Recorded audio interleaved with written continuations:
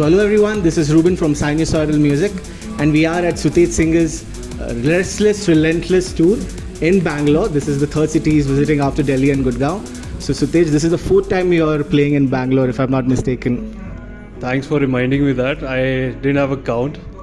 But I think the first time I was here, it was in 2019 or 18 when I released my first album.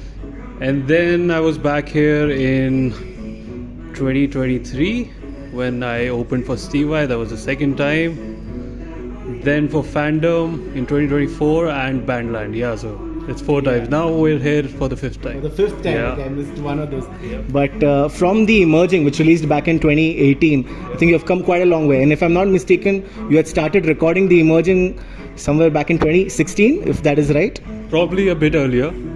I started recording the album in 2015-16. I don't quite remember it now. But it took me like a couple of years.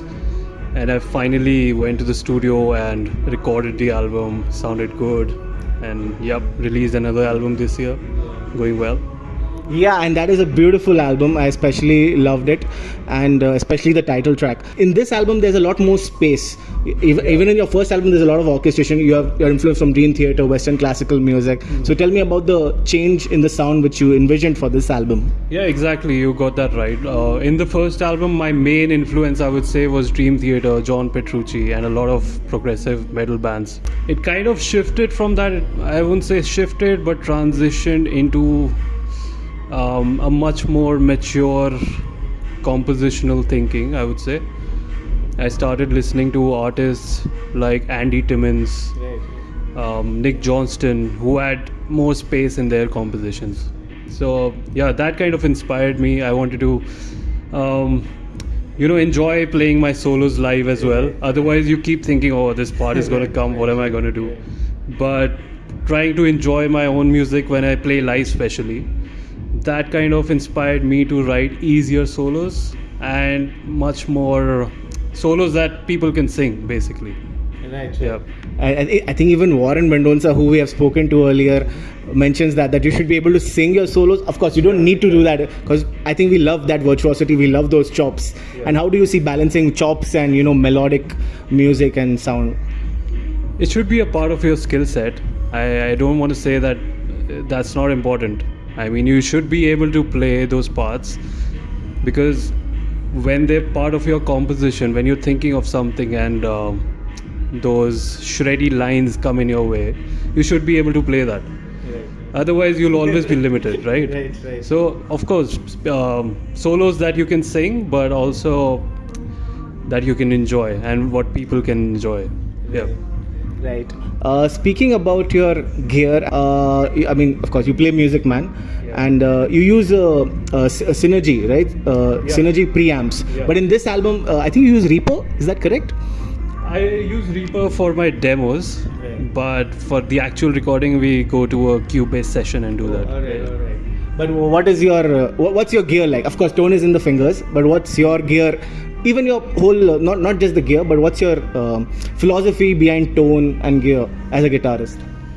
I mean, as a guitarist, I just want to aim for a smooth tone, a tone that satisfies you. It could be any amp, it could be any piece of gear, but something that inspires you to write more music, something that's, satisfies you as a guitarist.